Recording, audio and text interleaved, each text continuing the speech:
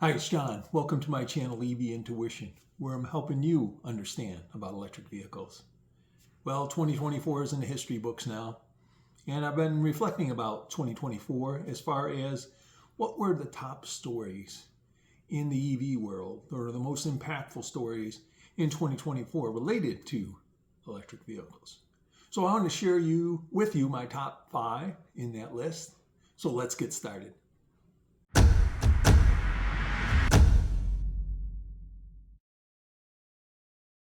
Before I begin, I want to remind you, if you like the content of my channel, please subscribe and give me a like. If you have any comments, please share those with me also. Today I'm talking about the top 5 impactful news stories in the EV world this past year in 2024. So I decided to pick 5, and I'm going to do them in no order of importance, but maybe more order of chronologically how they happened. The first one I would have to say is the Cybertruck, Tesla Cybertruck becoming available to the public. Now you may say, well, that really came out in November 2023. Technically that's true. The first trucks got delivered in late 2023, but really most normal people, if you ordered a Cybertruck, got them in 2024. And we really started to see them more en masse in our communities in 2024. So that's why I consider this a particular story for 2024. And this truck has had much hype for multiple years. It's been late in coming, and it finally really arrived into the real world in 2024. And why I think this is a big story is because it was very hyped. It does have a lot of new technology in it, more than any other vehicle that I can think of more recently. That's why I find this a truly big story. Everybody knows that it has a unique look, right? When you see this vehicle on the road, you take a double look at it because it is so different. Obviously, it doesn't have the curved lines that most vehicles have. It is more sleek and has sharp corners. But the biggest thing that most people talk about is its rugged skeleton, the cold rolled steel exoskeleton design of this vehicle. Very unique. And if you're not familiar with what exoskeleton means, it really means that the structure of the vehicle is formed from the external parts of it. Unlike a normal vehicle, it has a body frame, and then you just put paneling to cover that body frame. Well, with the Cybertruck, the actual outer frame is part of the structure of the vehicle. It provides stability and ruggedness to that vehicle. And the nice part of it to a lot of people is that it is very rugged, bulletproof to some extent, that it can prevent bullets from going through it. Not that I'd be looking for that, but it just shows you how different a particular outside skeleton that this vehicle has and how rugged it is. And even the windows on this thing are very resilient to objects being hit against them. Even though the demo that Elon Musk did was a fail when he threw a metal ball in and the windshield kind of shattered, those windshields now can take a good amount of pressure without cracking. So that I believe is one of the most obvious aspects of it. But there are a lot of other aspects of this vehicle that you don't see. But me being an electrical engineer, I'm going to share you my thoughts. The other aspects that I think are pretty cool are the steer-by-wire.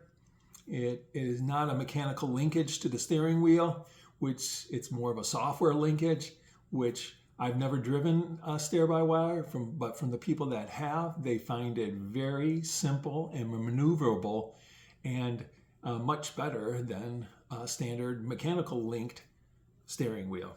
The other things that it has is 120 volts or 240 volt outlets on this. Now, a lot of these things that I'm telling you about the Tesla Cybertruck are not unique to this truck only. I would say maybe the exoskeleton part is, but when I'm talking about the steer-by-wire and 120 volt outlets and 240 volt outlets, we know that the Ford F-150 has had outlets in it for a while, and other vehicles also have that also.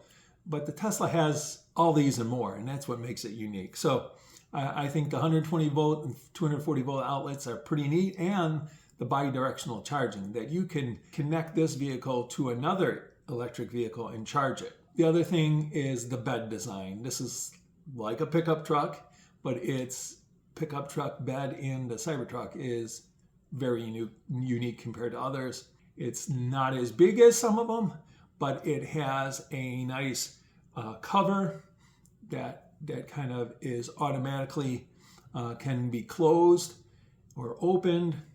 And I think that's the unique part of this truck, is that bed has a enclosed cover that comes with it in a very unique design. It has lighting along that bed also. So that's kind of nice. And the other thing that I'd say, and this is really getting into the technical details, is it has a 48 volt architecture of the control units internally. And people say, well, you don't usually care about those things. But I just think that this actually broke a mold in auto manufacturing, which most vehicles, nearly all of them, have a 12 volt architecture, and a 48 volt architecture is breaking a mold.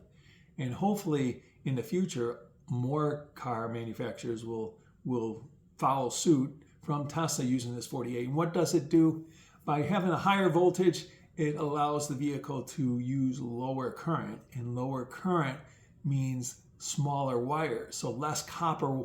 The weight of the copper wires, or the amount of copper wires in the vehicle, can be a lot less. So I think that's a great innovation. The other thing that they did is this ether loop network. You know, all these control units inside the vehicle talk to each other over a network. Typically, most vehicles do it over what's referred to as a CAN network, which tends to be more point-to-point. What Cybertruck did and Tesla did was make a network that now loops through the whole vehicle, and everybody is connected together. So once again, less wiring and really breaking a mold for vehicle intra communication within itself. So let's move on to the second story of 2024, and that's with GM. And GM's been touting and saying that they're in the EV world, but has been struggling to really get it going. Well, in 2024, they made their biggest move yet. Now, GM, being the largest U.S. auto manufacturer, gets a lot of news, but they've been slow in the EV world to deliver, though they've been out there saying they're going to deliver for years. Well, as I've said, in 2024, it finally happened. And basically, they came out with a series of vehicles that now extend their lineup from lower end vehicles to higher end vehicles. Before, it was pretty much just the high end, like the Hummer or the Lyriq, but now it's in the Chevy line with the Equinox EV, and that one, with its low end version selling for about $35,000, was a big breakthrough and a much needed vehicle, I believe, for the EV world, because it breaks into a lower price point that will help more people hop on to the EV world. They came out with the Equinox and a very similar Blazer EV, and then they also moved into the pickup realm, competing against the Ford Lightning F-150, the Chevy Silverado EV, and the GM Sierra EV. And they put a little more battery into that. So they upped Ford's F-150 specs a little bit to get higher range and maybe more towing capacity. They kind of stepped up the game. And then they also expanded their high-end, the Cadillac range, to include the Escalade and the Celestiq. GM finally made their move, and that helped EV sales, as GM's EV sales went up pretty rapidly in 2024. It'll be interesting to see how this continues. Now, the third biggest headline that I believe happened in 2024 was Tesla's opening up their supercharger network to other vehicle manufacturers. Now, Tesla has always, in the previous year, had the capability to have some chargers have this CCS hybrid connector on it, but that was fairly limited to a number of Tesla superchargers that you could actually connect to a CCS vehicle. Well, now nearly all manufacturers are moving towards the North America Charging Standard, which is the Tesla standard. Tesla has opened these up to particular manufacturers, and if you have an older vehicles, like most of them are, that still come with native CCS, the manufacturers are giving you an adapter that allows you to visit and charge at a Tesla supercharger. So today, as of today, they're open to 6 different manufacturers, with more to follow in 2025. The first one was Ford earlier this year, then GM, Nissan, Polestar, Rivian, and Volvo now can all charge at a Tesla supercharger. And that's a wonderful thing, because if you're not familiar with the Tesla supercharger, it is the top of the line as far as fast chargers go.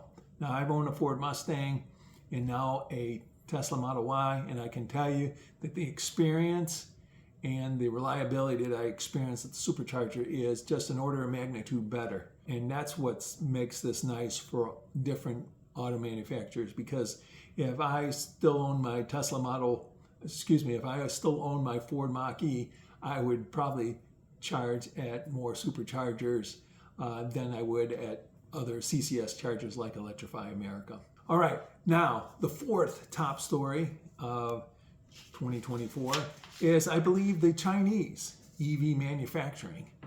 And I also put on the tariffs associated with it. If you're not aware, the Chinese government and in China itself has had a very big push for electric vehicles. Now, Chinese have not been known for gas vehicles. Nobody buys a gas vehicle from China because they just don't exist, or they don't have much of an offering there. But the Chinese went strong for the electric vehicle market. And today they have vehicles that are almost top of the line for much lower prices than are sold here in the US. And that's quite a threat to the US auto manufacturers and to other manufacturers throughout the world. So the bottom line is, China is a big EV manufacturer of very good electric vehicles. And the top company there is BYD. And in November, they became the second best-selling auto manufacturer behind Toyota. So, I mean, they're making big news there. So this is something to watch out for and know what's going to happen here. Now, there's another company, Xiaomi. I'm not sure I'm pronouncing that right, but they're the second largest cell phone manufacturer. And they said, well, we're getting into the EV world. And it came out with their first vehicle in 2024, and it sold very well. So here's another manufacturer in China to look out for. The Chinese EV world is a real thing. And we got to understand, how is it going to impact the U.S. market? And the one thing that's happened to date to kind of maybe quell that Chinese invasion of EVs is that the U.S. has put 100% tariff on those vehicles coming into the U.S. So those are not going to quickly be sold here in the U.S. with that amount of tariff on it, because it really makes them a little more cost prohibitive. That's something you got to keep in mind and watch as we go forward from this point forward in 2025 and beyond. What's going to happen with Chinese EVs in the U.S.? Now, the last area, that story of 2024, I believe that impacts EVs was the election that happened in November. Donald Trump got elected, which means the Republicans and his administration are now going to oversee how the government runs and all the federal funds and where we spend money. And one of the big areas that money was spent in the previous administration was on green energy and green environments. Now you've got a different administration which is more focused on giving you choice. And the one thing that's definitely going to go by the wayside is the EV mandates. And what do I mean by EV mandates? That in the Biden administration, they had set some targets that by certain dates, a certain amount of vehicles, and maybe even federal vehicles, had to be electric. Like by 2035, everything had to be EVs. So that's going to go away. The EV mandates of forcing people to an electric vehicle is going to go. And I agree with that. I'm not one to push anybody into the EV. You should want an EV and go into the EV knowing that's something you like. But some people are very environmentally conscious and feel that's an important thing. Wherever you stand, this is the reality that the mandates are going to go. Now, what happens to the EV rebates? There's a $7,500 federal rebate that I've taken advantage of twice, once with the Ford Mach-E and a couple years ago with the Tesla Model Y that I bought. And those are likely to go away. Less incentives to buy EVs coming from the government. We'll have to wait and see what happens. That hasn't been officially announced, but certainly there's probably going to be some changes there. The other area is there was this act called the Inflation Reduction Act, which was really a Green Deal of an act. It had a lot of EV and electric vehicle incentives built into it. And one big part of that was building up the infrastructure of electric vehicle chargers throughout the United States and giving states monies to build those. That's in jeopardy.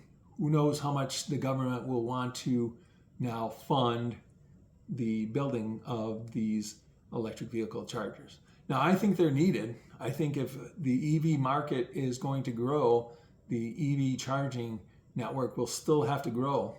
The question is whether it's going to be federally funded or funded by a state, local, or private industry. And that's probably going to change.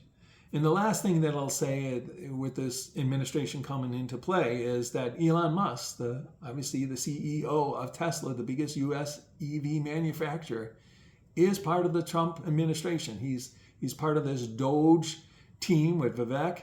And I know their focus is on government efficiency, trying to make the government in the United States more efficient. But he's got Trump's ear on certain things. So I guess if you're concerned about the Republicans taking over the administration and not being as EV friendly as the Biden administration was or the Democratic administration, I think you can rest assured that Trump is not going to damage the EV world because Elon Musk is a big part of that world.